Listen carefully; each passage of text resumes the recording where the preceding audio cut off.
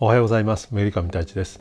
今日は夏野菜を使ってティレギュムデテを作ります。今回このガルニチュールはセルダニョのロティのガルニチュールとして作りましたけども、他の肉料理にも相性がいいと思います。もちろんこれ冷えてから食べても非常に美味しいので、ぜひ作ってみてください。それでは始めましょう。今回使う食材はズッキーニ、ナス、トマト、玉ねぎ、ニンニク、オリーブオイル、タイム、塩コショウになります。野菜は新鮮なものを選んでよく洗ってから下準備していきます。まず最初に玉ねぎの皮を剥きます。エプルシェという作業です。この時一番上の薄皮、2枚目の乾いてる皮もきれいに取って中が腐っていないか確認してください。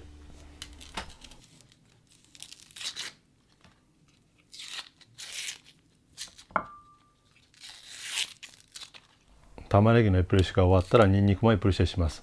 皮を剥いて中の芯を取り除き、腐ってないかちゃんと確認してください。玉ねぎを半分に切ってエマンセスライスしていきます。今回玉ねぎは2通りの切り方にします。1つ目は繊維に沿って縦に切ります。でもう半分は玉ねぎを横に繊維を断ち切るような形で切ります。今回横に切ることで玉ねぎの甘みを出して、縦に切ることで繊維食感を残すという意味で2通りの切り方を混ぜてみました。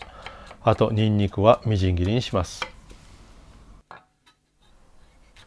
玉ねぎとニンニク、これをコンポート状に色をつけずにきれいに火を入れたものを今回ティアンの底に引きますので、今から火を入れていきます。オリーブオイルを入れた鍋を温めて、そこに玉ねぎ1つまみの塩を入れてゆっくりシュエ、火を通していきます。色はつけずに火を通すことをシュエと言います。この時軽く塩を入れて、玉ねぎが持っている液体水分で色をつけずに火を入れていきます。塩を入れたらよく油と玉ねぎと塩がなじむように全体によく混ぜます。そしてゆっくりと水分を出さしながら火を入れていきます。今回量が少なかったので蓋をせずに火を入れてますけども、量が多いと蓋をした方がより簡単に火が入ると思います。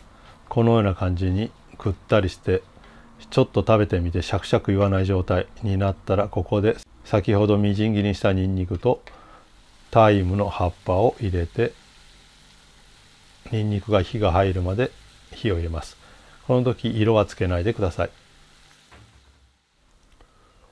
この後よく混ぜてニンニクに火が入るのとタイムの香りが全体に行き渡るように色をつけないように炒めて、ひとまず玉ねぎの下準備は完了です。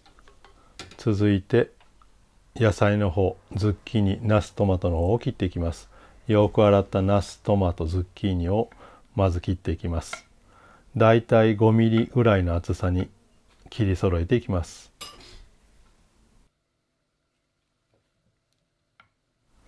ナスも同様によく洗ってまずヘタを落とし、半分に切ってスライスエマンセしていきます。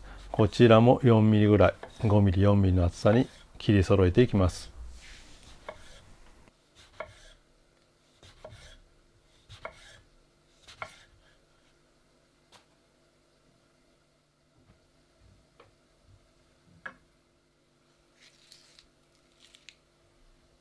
よく洗ったトマトの芯の部分をくり抜いて、これも半分に切ってスライスエマンセしていきます。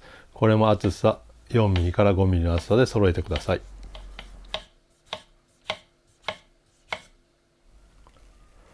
これで野菜の下準備は終わりです。ボリューム的には3分の1ずつトマト、ズッキーニ、ナスの量になります。グラタン皿に先ほど火を入れた玉ねぎを入れて平らにならします。もちろん今度きれいにゴムベラを使って丁寧にきれいに移し替えてください。先ほど言った玉ねぎですけども、色をつけない理由はこの後オーブンに長い間入ります。長い間火を入れるとキャラメリゼして甘さが増すので、そのために色をつけずに仕上げています。そしてここからはただ並べるだけです。ポイントとしては、トマトで始まってトマトで終わる、一番縁のところが焦げやすいのでトマトで始まった方が水分があって焦げにくいです。あとはなるべく高さを揃えてやるということですね。もし高低差が出ると上に出ている分が焦げて沈んでいる分が火が入りにくいっていう形になります。なのでなるべく高さを揃えてトマト、ズッキーニ、ナスの順番で並べていきます。もちろん並べる順番も好きなようにしてもらっていいと思います。このように最後まできれいに並べていきます。間途中穴ができても構いません。一旦並べ終わったらこのような感じに空いてるところにどんどん野菜を詰めていきます。結構ぎゅうぎゅうに詰めてもらっても構いません。あと残っていたトマトの汁を上からかけてちょっとだけ水を入れます。こうすることによって火が入りやすくなります。あとは美味しいオリーブオイルをまずかけて塩コショウで汗染め下味をつけます。これ最初に液体類をかける前に塩コショウしてしまうと塩が全部下に沈んでしまいます。なのでオイル、水を入れてから塩コショウで汗染めしてください。あとは170度のオーブンに入れるだけです。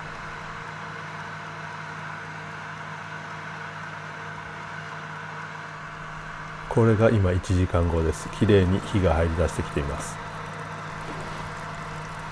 このティアンですけども、あとパンを焼く用の石窯ですね。それで焼いても非常に美味しく仕上がります。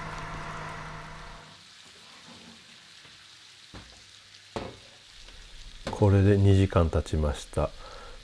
このような感じに汁が下に残ってますので、それを軽くアロゼ、全体にアロゼをしてやって、もう一度オーブンに入れます。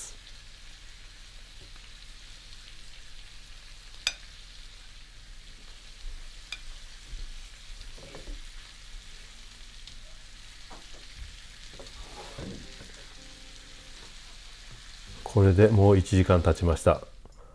トータル3時間です。このような感じにきれいに火が入っています。これで完成です。今回紹介したティアンドレギューム、ティアンという名前の由来は楕円形の瀬戸物のグラタン皿を指します。あといろいろ野菜を変えて調理してもティアンドレギュームという名前になります。今回は子羊の付け合わせに作りましたけども、温かいまま食べても美味しいですし、次の日味が染みて冷たいまま、もしチエドですね、常温のまま食べても非常に美味しい料理の一品になります。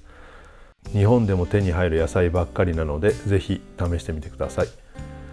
それではお疲れ様でした。ボナペティ。